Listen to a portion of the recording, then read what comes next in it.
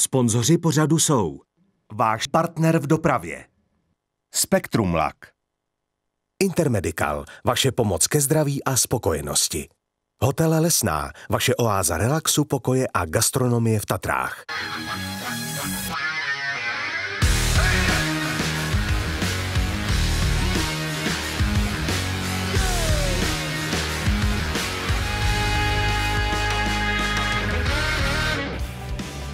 Okruh du Bourreau u města Saint-Georges-de-Montigny ve Francii se stal dějištěm 5. podniku autokrosového mistrovství Evropy. Je to okruh, který u nás nemá obdobu. Ani ne tak členitostí tratě, jako jejím povrchem. Je to trať tvrdá, častými jízdami pogumovaná, hodně tedy klouže a s trochou nadsázky se jízda na ní dá přirovnat k jízdě na mokrém asfaltu. Seznámí vás s ní Petr Nikodém. Takže se nacházíme na startu, po který následuje dlouhá rovinka, po který je důležitý trefit správně ten brzdný bod do té levé zatáčky, která je hodně vynášivá. Jde to krásně projet, krásně navazuje na tu další levou, kde jsme teď konc. Tam je hodně kluský, potom následuje skok, mírná pravá, zase se budeme muset držet víc na vnitřku, tady to trošku klouže. Snažím se kopírovat nějak tu stopu, tu pravou hranu. Potom zase šikana na druhou stranu, levá, krásně snažit se vybrat ten vnitřek na pomalu na citovku. Potom následuje zpátky dlouhá levá, tady tomu říkám led, je to jak na ledě, hrozně to klouže, musí tam být fakt cit na plynu a snažit se držet to tak v těch otáčkách krásně a odjet co nejrychlejc a zase zpátky od cíle. V juniorské kategorii si opět vedl velmi dobře Milan Vaněk. Díky 2 vítězstvím v rozjížďkách byl naším nejlepším. Statečně bojovali i oba Prokopové. Adam dojel 2krát druhý a 1 třetí, což mu vyneslo 3. místo v kvalifikaci. Dominik byl 3., 4. a 5. a ve finále startoval ze 3. řady. Prostě oba 2 bratři i Milan Vaněk předvedli v kvalifikacích skutečně znamenité výkony. Ale bohužel rozhodovalo až v finále. Smolařem se stal Miroslav Fučík. V sobotu byl 3., ale pak už se jen trápil. Do finále se nakonec neprobojoval a obsadil celkové 11. místo. Ve finále Milan Vaněk odjížděl ze 2. postu. Odjel dobře, ale vítěz kvalifikace Timo Pähler z Nizozemí byl rychlejší. Za Vaňkem se objevil Just Grenčis a následovali Dominik Prokop, Adam Prokop, kterému se start ze 2. řady příliš nepovedl, a na ně začal dotírat dravý Rus Timofej Ovčarov. Bylo zaděláno na drama. Lotyš Just Grenčis začal vyvíjet tlak na Vaňka i na Pählera a tlačil dobře, dostal se na 1. místo. A dopředu se probíjel i Ovčarov. Ale Milan Vaněk si to dlouho nenechal líbit. V dlouhé zatáče si pohlídal vnitřek a dostal se na 1. místo. Jenže pořadí se stále přelévalo a tak ani Milan vedení dlouho neudržel. V čele byl opět Grenčis a Milana Vaňka předjel i Timo Pähler, který se do té chumelenice moc nezapojoval a spíš si hlídal své okolí. Ale bojům stále nebyl konec. Vedl Grenčis, 2. Pähler a na 3. Vaňka začal tvrdě dotírat Ovčarov, až se přes něj dostal. Toto pořadí chvíli vydrželo, ale Milan Vaněk je natolik závodníkem, že chtěl opět na pozici, která by znamenala stupně vítězů. Na kluské trati to šlo ale hůř, třeba než na našich závodních drahách. Ale přesto zaútočil na Ovčarova, dorážel na něj v každé zatáčce a ruský pilot se účinně bránil, až došlo ke kolizi. Milan Vaněk byl za tuto kolizi po skončení závodu diskvalifikován a ohodnocen 10. místem. To samozřejmě netušil a tak bojoval dál. Díky té kolizi se na 3. místo dostal Adam Prokop a vydržel až do cíle. Jeho bratr Dominik dojel k šachovnicovému praporu jako 6. Takže jako 3. dojel Milan Vaněk, ale nebylo mu to nic platné. Nicméně pochvalu za bojovnost zaslouží všichni 3. Ve finále vyhrál Just Grenčis, 2. byl Timo Pähler a 3. náš Adam Prokop. Finále bylo v podstatě bez problémů, celý víkend byl bez technických problémů, až teda ke konci finále začala trochu zlevit převodovka, trochu jiným způsobem než obvykle, ale podařilo se mi dojet na 3. místě, no v podstatě na 4. po diskvalifikování na 3. Takže myslím si, že je dobrý. Takže opět jsme měli zastoupení na stupních vítězů. Navzdory diskvalifikaci tabulku dál vede Milan Vaněk, Prokopové jsou na 6. a 7. místě. Dostáváme se k plechovým autům. Loni na této trati zle havaroval Václav Fejfar a zranění ho prakticky vyřadilo na celý zbytek sezóny. První jízda vlastně tím úsekem byla pro mě hodně těžká, hlavně ten první trénink, jako seznamovací, pak už jsem se nějak do toho dostal jsem se do tempa a jako tréninky jsem vyhrál. První, co jsme vyhráli taky, takže zatím dobrý a uvidíme, jak se to bude vyvíjet zítra. No. Tak já samozřejmě jsou to závody, může se přijít cokoliv, na 20 bylo to samý, že jo? To je to prostě jenom o štěstí a neudělat nějakou jezdeckou chybu a vyvádat si těch věcí a musí to dobře dopadnout. No. A naopak, na této trati loni vyhrál Aleš Fučík a celkově obsadil 3. místo. Tak zatím jsme letos moc štěstí neměli, dojíždíme buď to 4., jednou jsem byl 3., nebo jsem 2krát ve finále nedojel a prostě zatím se k nám štěstí obracelo zády, uvidíme, jak bude dál pokračovat. Nyní jsme v Motaigu, kde jste loni měl své premiérové vítězství. Loni jsem tady vyhrál, jede se mi furt dobře, ale prostě chybí ty starty a pokud vyjde start, tak si myslím, že už bude si těžko předjíždět tady. Mnoho štěstí neměl ani Martin Samohýl. Ve druhé sérii rozjížděk po tlačenici za startem si bouchnul do svodidel. Za to Otakar Výborný byl výborný. V kvalifikaci skončil 2. za Fejfarem. Už se zdálo, že jeho souboj s Martinem Samohýlem ve 3. sérii bude velikou oslavou autokrosu. Chvíli také byl, ale vrtkavá dáma Štěsťana se na Martina definitivně vykašlala. Ve finále startoval z pole position Václav Fejfar a start se mu podařil. Překvapivě dobře odjel ze druhé řady Litevec Paulius Pleskovas a dokázal se kolem Aleše Fučíka protáhnout na 2. místo. Na 4. pozici byl Otakar Výborný a smolař Martin Samohýl brzy zastavil s poškozeným turbem. Aleš Fučík brzy oplatil Pleskovasovi předjetí a na pilota Fordu Focus začal dotírat pilot Mitsubishi Mirage, Otakar Výborný. Byl to opět hezký souboj. Vítěz z Nové Paky vytáhl všechny své finesy, ale na loňského mistra Evropy si nepřišel. Výborný se zařadil na 3. pozici, ale i ta mu byla málo.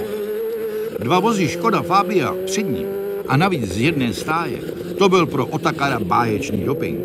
Takže si hledal skulinku a našel ji. Postoupil na 2. místo a i když Aleš Fučík mu neustále brumlal za výfukem, tak žádnou chybičku neudělal a 2. pozici si už udržel. Cílem projeli v rozmezí 0,8 vteřiny. 2. tedy Otakar Výborný, 3. Aleš Fučík a 4. místo obsadil Paulius Pleskovas. Martin Samohýl byl klasifikován jako 7. Zvítězil Václav Fejfar systémem start-cíl. Svým soupeřům ujel o 4 vteřiny. Byla to náplast za nepodařený závod v Nové Pace. A Václav Fejfar už před cílem dával najevo, jakou má z vítězství radost. Tak zaplať pánbu, jako já jsem se na ty závody moc těšil. Jsem rád, že takhle dopadlo už kvůli klukům a vůbec kvůli doprovodům, protože samozřejmě to nás docela dost poznamenalo a jsme rádi, že jsme se zpátky a auto fungovalo a máme z toho nesmírnou radost. A tak na stupních vítězů opět stanuli jen naši borci. O vedení v tabulce se dělí Václav Fejfar a Otakar Výborný a i další 2 místa jsou naše.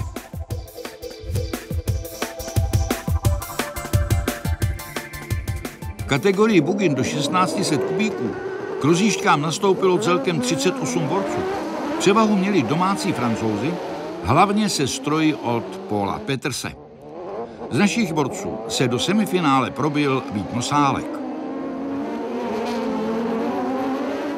Zatím jsem spokojen takřka maximálně, protože jsem z druhé a bodové rozdíly jsou tak malý, že až zanedbatelný, dá se říct. A v Pace se mi zadařilo na domácí trati a teď ta druhá půlka uvidíme, no. Ještě lépe se dařilo Petru Nikodémovi. Ten ve svých rozjížďkách dvakrát zvítězil a jednou dojel druhý. Znamenalo to, že kvalifikaci vyhrál. Tak zatím můžeme říct, že se nám jakž tak daří. Začali jsme, myslím, líp než minulou sezónu. Auto musím zaťukat, zatím jakž tak drží. Teďko nám teda odešel v Poříčí jeden motor, který vydržel celou loňskou sezónu. Naštěstí máme ještě jeden. Můžeme je dál a musím poděkovat samozřejmě celému týmu, jak to zvládáme. Hodně podpory taky a zatím skvělý. Petr Nikodém zajel v kvalifikaci jednoznačně skvěle. Jen ve druhé sérii podlehl Němci Laubachovi. Připsal si tak 10 bodů. Vít Nosálek si body za kvalifikaci nepřipsal, ale 1. druhé a 2. třetí místa bohatě stačila k postupu do semifinále. Oba naši startovali v tom prvním. Petr Nikodém s číslem 105 byl na pole position, Vít Nosálek s číslem 106 odjížděl ze třetí řady. Od startu prvního semifinále vypálil nejlépe domácí jezdec Florent Tafani a Petr Nikodém se zavěsil hned za něho. V zrcátkách svého stroje sledoval další dva Francouze. Byli jimi Jeremy Lemaitre a v Evropě daleko známější Jérôme Maclouf. Všichni s buginami od Peterse s motory Suzuki. Ale ti Petra Nikodéma zatím neznepokojovali, takže Petr měl oči pouze pro Tafaniho. Hledal, kudy by se dostal dopředu. Zatím na 4. místo postoupil Němec Ellermann, 5. byl Maclouf a na 6. místě jel Vít Nosálek. Toto pořadí se nějakou chvíli drželo, ale náš jezdec si byl vědom toho, že musí dopředu. Vždyť do finále postupuje pouze 5 jezdců. Ale musel koukat i za sebe, protože tam vrčeli Němec Budelmayer a Lucemburčan Šánem. Vít Nosálek si svou pozici udržel. A když odstoupil Maclouf, bylo jasné, že ve finále budeme mít oba jezdce. Petr Nikodém totiž dojel na 2. místě. No a pak velké množství diváků napjatě čekalo na finálovou jízdu. V ní od startu uletěl Tafani a za ním byli Němci Hanneken a Laubach a Petr Nikodém. Jenže Tafani a Hanneken se vyvezli až k mantinelu, Hanneken se převrátil, Laubach uhýbal a Petr Nikodém schytal spoustu ran. Leč Hanneken byl na střeše, závod byl zastaven. Opakovaný start a opět skvělý Tafani. Petru Nikodémovi se nepodařilo dobře odjet. Bojoval o 5. místo s Francouzi. Byli to Jeremy Lemaitre a Claude Foyat. Na střeše tentokrát skončil Foyat a závod byl zase zastaven. Do třetice nejlépe odjel Tafani, za ním Lemaitre, pak Nikodém, Němec Budelmayer, další Francouz Erwan Philippe a Nosálek. Jenže Petr Nikodém na 3. místě netušil, že mu kámen v semifinálové jízdě prorazil tlakovou hadici rozvodu oleje. Provizorní oprava nebyla moc platná. Poznal to, když motor začal ztrácet výkon, až se zadřel definitivně. Petr Nikodém tak musel skončit a nakonec byl klasifikován jako 7. Na špici tak byli 3 Francouzi, Tafani, Lemaitre a Philippe. Vít Nosálek a Němec Michael Budelmayer bojovali o 4. pozici. Boj to byl tuhý. Navíc za jejich zády číhal další Francouz Malater. Mezi oběma došlo k několika kontaktům. A při jednom z nich Budelmayer vylomil Nosálkovi kolo. Němec tak o 1 pozici klesl a Vít Nosálek se musel spokojit s body za 6. místo. Zvítězil Florent Tafani a byl velice šťastný, protože se mu podařilo poprvé vyhrát na domácím podniku. A jak to viděli naši? Šli jsme z první lajny, v semifinále už jsme měli mázlej motor, jsme tam šli s tím, že buď a nebo, buď tam odejde, nebo budu muset nějak dojet pomalu, nebo něco. Nakonec ve finále hrozný chaos, dostali jsme takový ran, že auto je, sotva má 4 kola. Nakonec to odnesli ten motor po 3. opakovaném startu, kdy v podstatě po nás jezdili Francouzi, Němci, všichni po nás jezdili, ale to k tomu asi patří a pojedeme na další závody, budeme se těšit a uvidíme, jak to tam dopadne. No. Doplatil jsem na vlastně finále, který se jel na 3krát a že to 2krát zastavili a v obou těch startech jsem byl třetí, asi ve druhé zatáčce, takže to už vypadalo i na bednu, ale pak ten poslední start už se mi tak nepovedl a když už jsem předjel Budlmajera, tak jsem mi poškodil závěs zadního kola a musel jsem odstoupit. No. Stupně vítězů byly plně francouzské. Tafány se navíc dostal do čela tabulky. Naši borci jsou na 3. a 4. místě, ale jen o fous.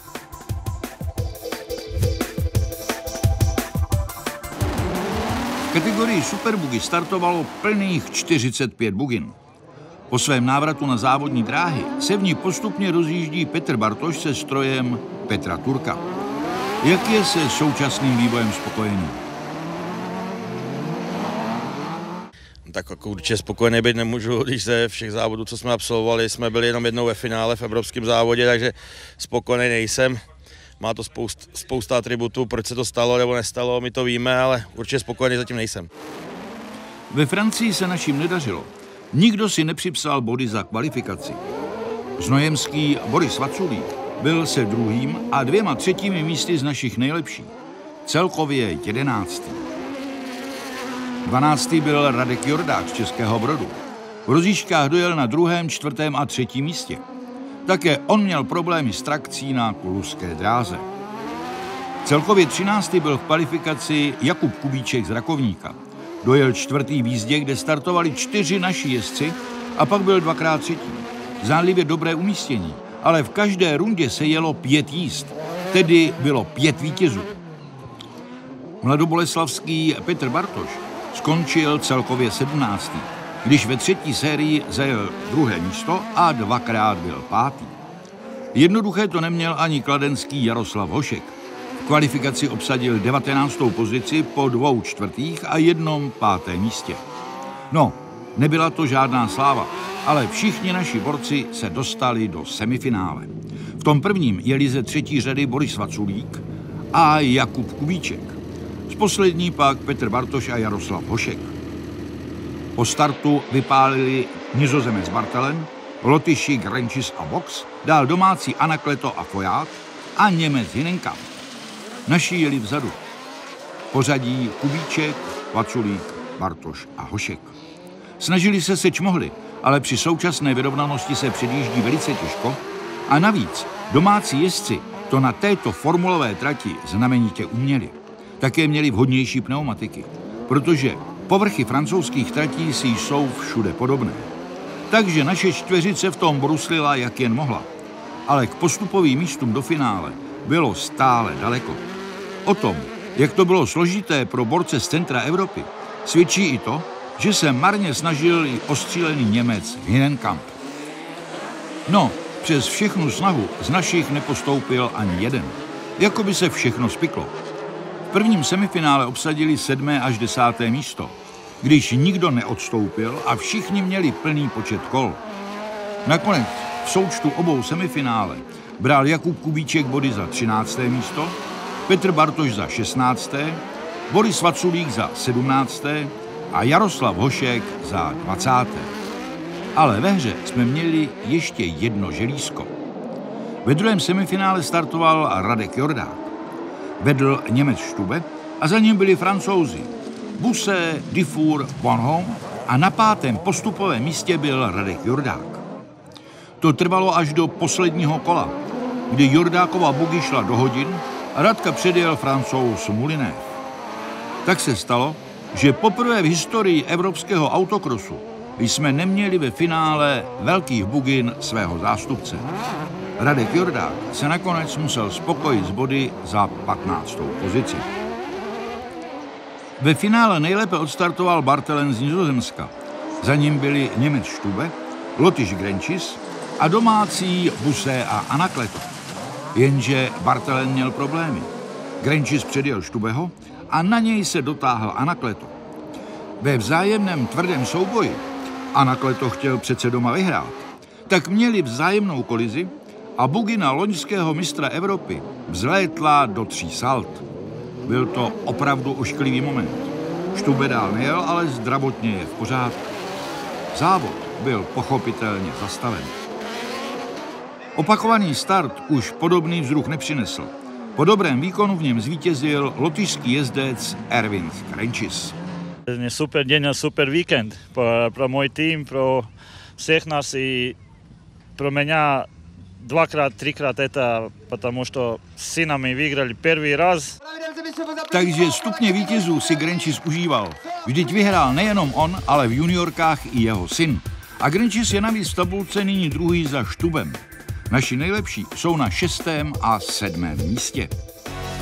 A nyní nejlepší autokrosaře Evropy čeká závod u nás. Na trati v Přerově o víkendu 13. a 14. srpna. Tak se máme opět na co těšit.